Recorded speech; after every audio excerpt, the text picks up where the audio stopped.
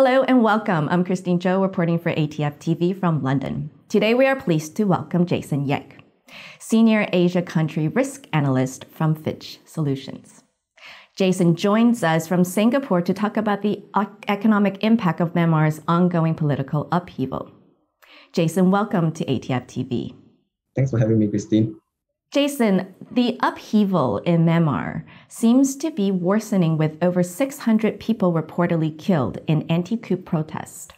And currently, it seems international diplomatic pressure has failed to restore democracy in the country. What is a likely political outcome from this strife? And could you give an idea of the overall economic impact? We see the situation escalating over the coming months with at least two warring factions in play, one being the CRPH-aligned Federal Army, as well as the other being the Tatmadaw forces. So on your question on the economic impact, we are looking at a 20% contraction to real GDP in the fiscal year 2020-21, which runs from October to September. And this reflects our bearish outlook on all aspects of GDP by expenditure. So we think that given limits on cash withdrawals, the civil disobedience movement, ongoing protests, and also going into this political crisis after months of COVID-19 pandemic toll has taken on the economy, private consumption will suffer greatly. Meanwhile, investments will also suffer as businesses are more likely to pull their capital or at least be in a holding pattern while political uncertainty is high. So exports is also set to weaken quite significantly this year due to a combination of a suspension of government orders as well as business aversion in actually sourcing from Myanmar in the first place for even other products amid the ongoing crisis. Jason, the country's military has reportedly angered some of Myanmar's 20-odd ethnic groups and the associated militias who control large swathes of the country. This friction has caused many to speculate that the country is likely to become a failed state.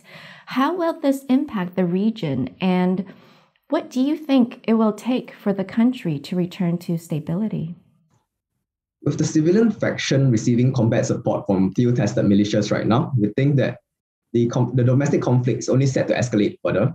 So noting the size of the Tatmadaw forces being almost 4 times that of all the militias together for now, as well as having more advanced weaponry, military superiority, is definitely not on the civilian side.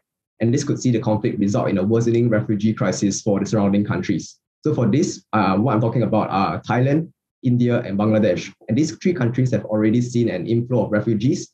And we think that the situation can only get worse as the domestic conflict escalates. It is quite difficult, I think, to say what it will take for the country to return to stability, although we think that one way would be for one side, either the CRPH Federal Army or the Tatmadaw, to win this civil war. Thank you, Jason. Jason, Myanmar's Electricity and Energy Ministry has awarded 38 offshore oil and gas blocks to majors such as Royal Dutch Shell plc, Total SE, China National Petroleum Corp, and many more. And some of these multinationals have started pulling out of the country. Can you please outline what is at stake for these companies and also explain why are some deciding to stay?